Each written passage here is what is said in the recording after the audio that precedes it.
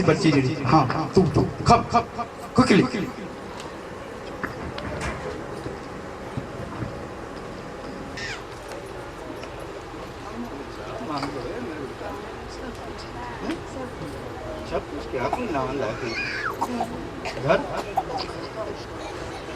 आज मैंने बहुत से लोगों के घर वाली दुआ करनी है। अगर तेन घर चाहिए ना एक काम करना तेरे को है या नहीं उहदे अल ना देखना, अपने खुदा देखना और खुदा वो काम करूंगा। मेरे लिए मुश्किल हो सकती है, तेरे लिए मुश्किल हो सकती है। मैनू कोई दसूगा कि खुदा दे कोल केड़ी चीज का घाटा है? कोई दसूगा केड़ी चीज का घाटा है? जी जोर ना बोलो। हाँ जी की कुछ है उहदे कोल? हैं सच बोल दे तो फिर तेरे को क्यों नहीं? जे उहदे को सब कुछ है तो फिर मेरे को क्यों नहीं? सवाल तो है ना, कितने तो कोई ना कोई गड़बड़ी है ना।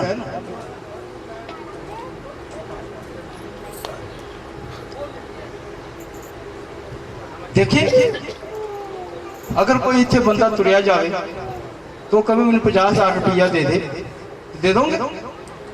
बोलो बोलो बोलो दे दोगे? भावें तेरे को लाखां रुपया हो गए दे दोगे? क्यों पैसा क्यों नहीं दोगे? की गल है? क्योंकि तुसी बंदे नूं जानते ही नहीं, तुहाडा उहदे नाल कोई संबंध ही नहीं। जे तुहाडा अपने बाप के नाल कोई संबंध नहींगा, परमेश्वर के नाल कोई संबंध नहीं, वो क्यों कर दूंगा?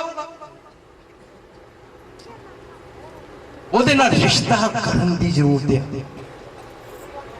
की करन दी जरूरत है?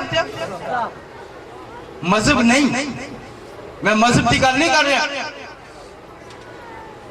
मैं रिश्ते की गल कर रहा। केड़ा रिश्ते की गल कर रहा? बाप बेटे का रिश्ता हुंदा ना, बाप बेटी का रिश्ता हुंदा ना। बोलो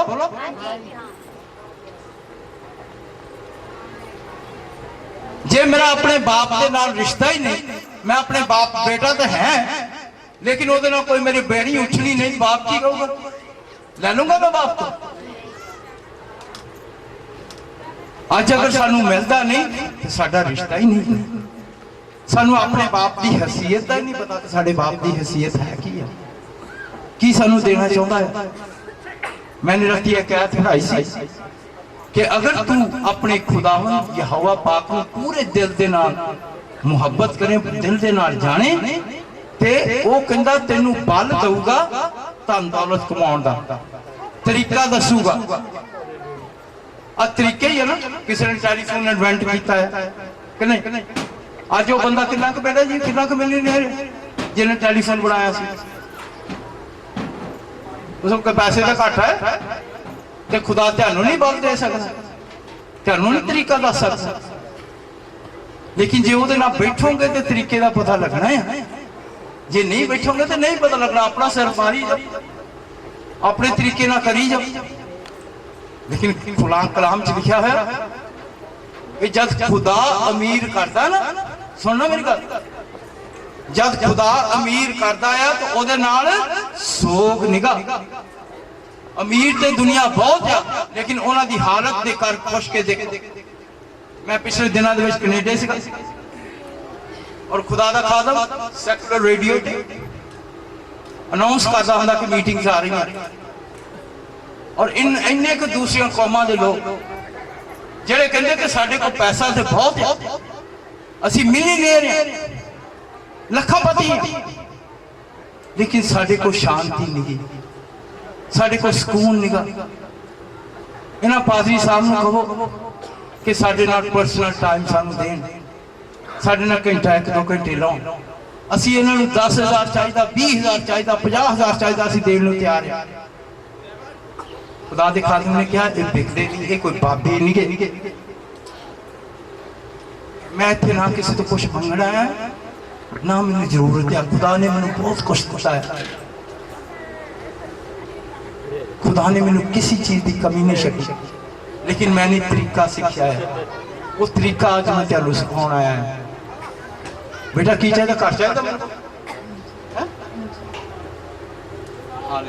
शेखेरे वो पूरो बाबा खारा यस होली स्पिरिट बाप यस नाम दे तेरे कलाम दे वादे मेरा खुदा बेटा जी तेरी हर जरूरत कानून यसु नाम दे विच पूरा करेगा। आमीन। हालेलुया। बेटा जी थैंक यू। सुनो मेरी गल,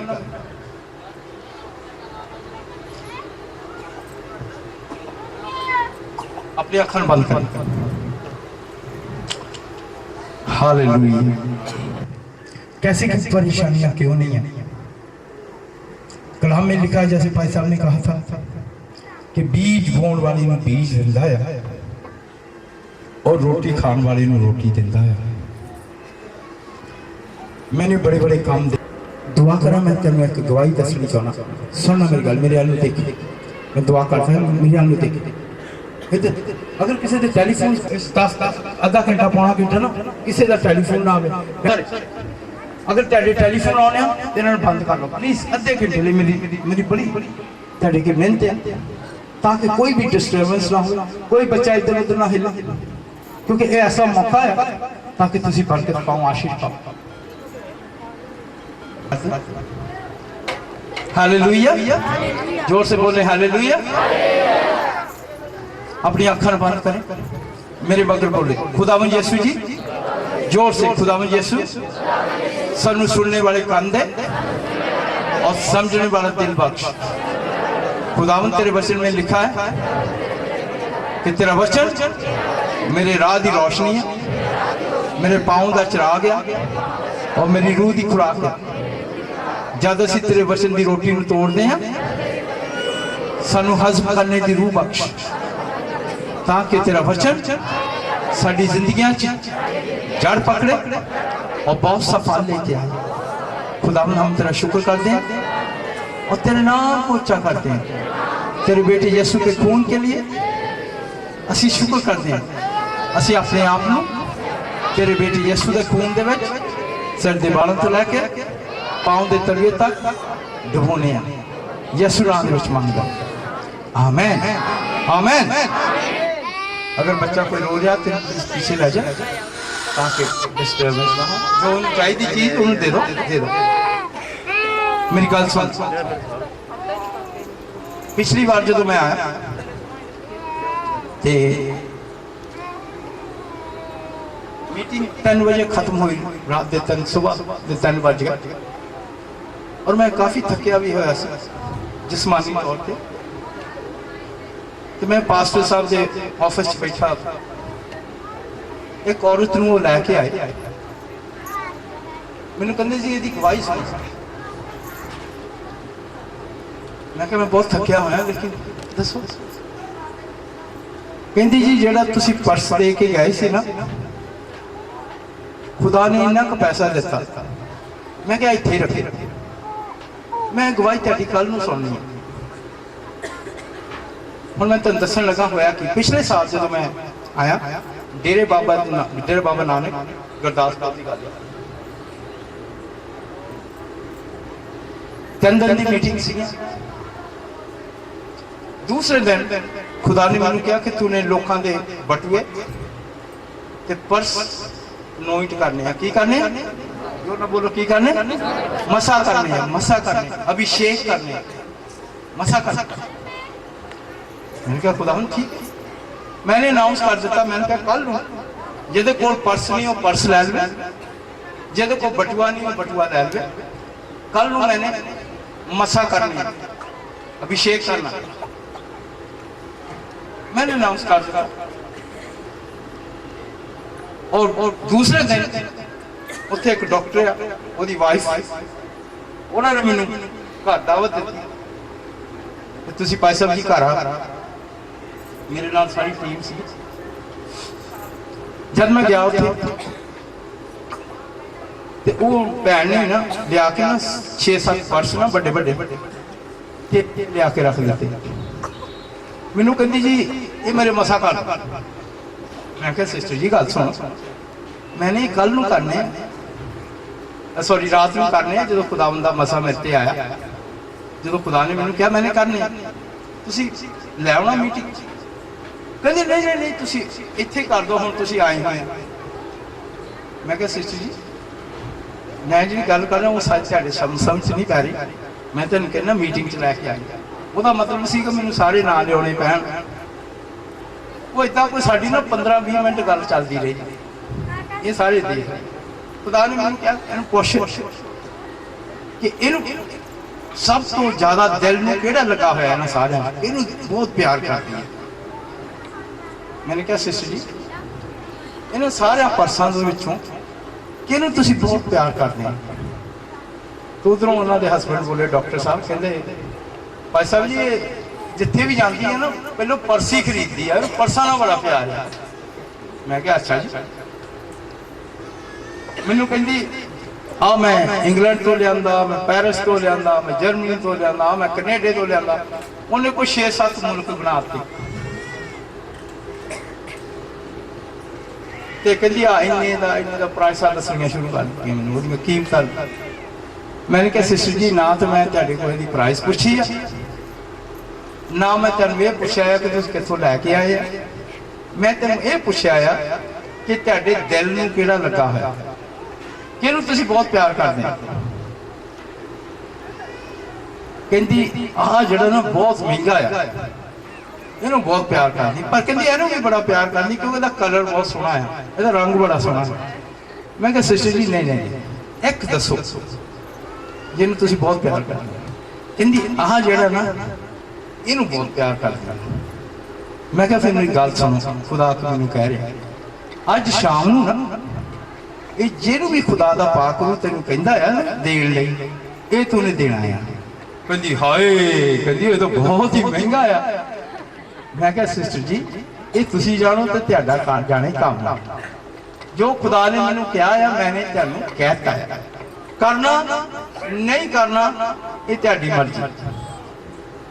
तो जो मैं हुण आया पिछली बार तो उन्हें फिर लिया के पर्स रख दिते, मैनू फिर उन्होंने घर सद्या तो मैनू कहती मैनू दसो मैं केड़ा देवां। मैं क्या सिस्टर जी मैनू तो खुदा ने कहा ही नहीं देने। कहती नहीं नहीं नहीं मैंने देना है आज शाम को मीटिंग। मैं क्या पर मैनू नहीं कहा खुदा ने कि तू दे या ना दे, जे तेरी मर्जी है देना तो दे, नहीं देना तो ना दे, लेकिन मैनू नहीं कहा खुदा ने। कहती पर जो मैं पर्स दिता खुदा ने मैनू बहुत बरकत दी। कहती जड़े साढ़े रुके हुए काम से खुदा ने उन्होंने जो बंधन से तोड़े। मैंने कहा अच्छा हुण वो भैन की गवाही सुननी है जिन्होंने पर्स दिता गया। जो शाम को मीटिंग शुरू हुई तो मैंने ऊपर बुला लिया स्टेज से। मैं कहा सिस्टर जी अच्छा वो पर्स लाई सर मीटिंग के पर्स लाई, मैंने मसा करके उन्हें भैन को बुलाया उत्ते आ जा। मैं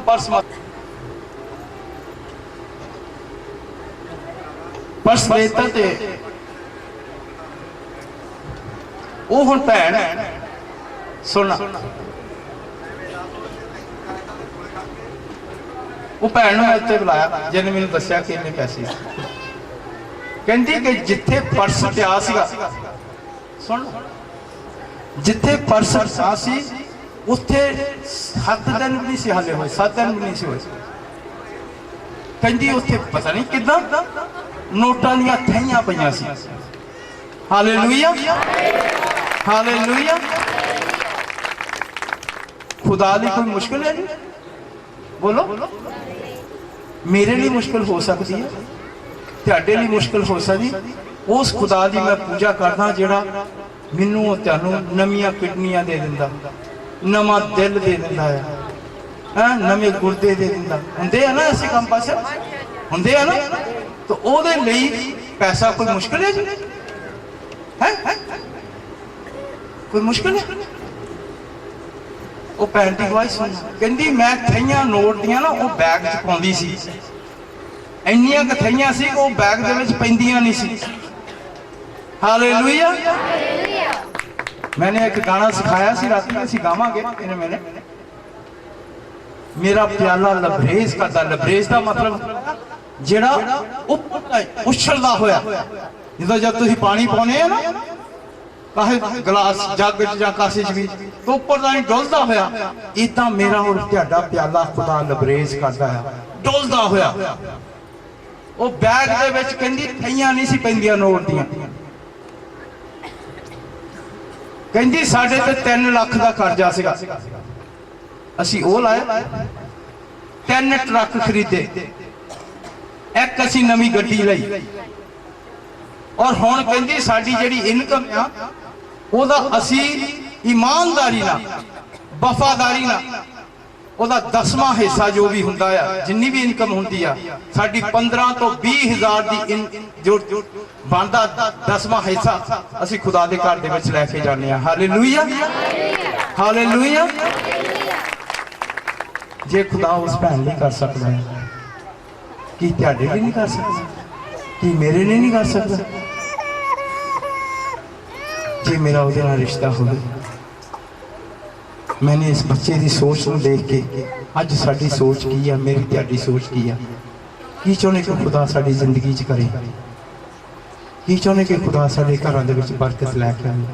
मेरी दुआ है त्याडे अगे, मेरी मिन्नत है, दुआ है त्याडे लई कि गलत जगह ते जाना। देखें, गलत जगह ते जाओगे तो उसका नतीजा की होगा? जे गलत जगह ते जाओगे तो गलत क्यों जी, उसका नतीजा गलत ही है ना। जे खुदा दे नाल, परमेश्वर दे नाल बैठोगे, ਉਹਦੀ आवाज़ ਨੂੰ दिल ला के सुनोगे, खुदा ਤੁਹਾਨੂੰ बल देगा कि किदां तुसीं धन कमाउणा है। Hallelujah, hallelujah. कि मेरे खुदा लई, मेरे परमेश्वर लई कोई औखा काम है? लेकिन क्योंकि सानू तरीके नहीं आउंदे, असीं बच्चों नूं स्कूल पाउने ते काहदे लई पाउने आ? तरीके सीखण लई पाउने आ ना। जे असीं बच्चे नूं डॉक्टर बनाउणा है या कोई भी उहनूं प्रोफैशन कराउणी आ ते सानू उस लाइन च पाउणा पਊ, उदन ओह किते डॉक्टर तां नहीं बन जांदा जी। लेकिन तुसीं ओहदी सोच बदलण लई की करदे आ? उस लाइन च पाउने आ। लेकिन एक दिन आउंदा आ जदों ओह डॉक्टर बन जांदा है ते ओहदी सोच किदां दी हो जांदी है? बोलो क्यों जी, किदां दी सोच हो जांदी है? डॉक्टर वाली सोच हो जांदी ना, ਉਹਦੀ ਗੱਲਬਾਤ ਡਾਕਟਰ ਵਾਲੀ ਹੁੰਦੀ ਹੈ।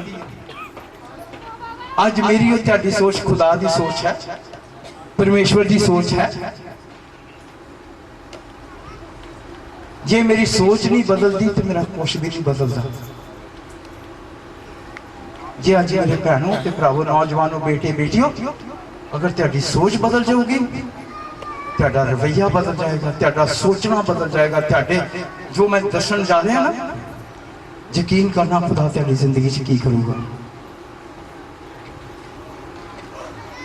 खुदा इन्नी बरकत देगा कि तेरी समझ अकल च नहीं आऊगी कि कितना खुदा करता। कई बार असीं बरकत लै लैने। एक मेरे भरा सीगे, मैं रोपड़ सीगा, मैंने कहा आज अगर 5,000 का कोई बीज बहूगा तो खुदा 7 दिनों के विच तुहाडा मसला हल कर लूगा। खुदा दा एक बंदा वो आया, ਉਹਦੇ ਲਈ मैं दुआ की। वो दूसरे दिन मीटिंग च आ गया, उन्हें लिया के ना 5,000 रुपया मेरे हाथ रख दिया। मैं कहा जी होया कि तुसीं 5,000 मैनूं दे रहे हो, होया कि? कहंदे जी किसी ने मेरा 50,000 रुपया देना सी, 10 साल हो गए, मैंने खुदा दे नाल वादा किया कि मैं 5,000 का बीज दूंगा। कहंदा सुबह बंदा आ गया 50,000 लैके। हालेलुया। मेरा खुदा है बड़े काम कर खुदा नूं देखें। जे जे जमीन जमून का किसी का जे जमीन का कुछ कोई गड़बड़ी चल रही ना, अगर अज खुदा दे नाल वादा करोगे, मैनूं नहीं पता कौन है, तुसीं तां नहीं कही कोई जमीन का कोई मसला मुसला तां चल रहा? बोलो जे हैगा तो फिर देखो चंगा नहीं। अगर किसी का जायद कोई ਕੀ ਕਹਿੰਦੇ ਹੁੰਦੇ ਉਹਨੂੰ, ਪਲਾਟ ਪਲੂਟ ਦਾ ਕੋਈ ਅਗਰ ਕਿਸੇ ਦਾ ਮਸਲਾ ਹੈ, ਸੁਣਨਾ ਮੇਰੀ ਗੱਲ, ਖੁਦਾ 30 ਦਿਨਾਂ ਦੇ ਵਿੱਚ ਅਗਰ ਖੁਦਾ ਨੂੰ ਤੁਸੀਂ ਅੱਜ ਆਨਰ ਕਰੋਗੇ, ਖੁਦਾ 30 ਦਿਨਾਂ ਦੇ ਵਿੱਚ ਤੁਹਾਡਾ ਕੰਮ ਕਰ ਦੂਗਾ। ਹਾਲੇਲੂਇਆ।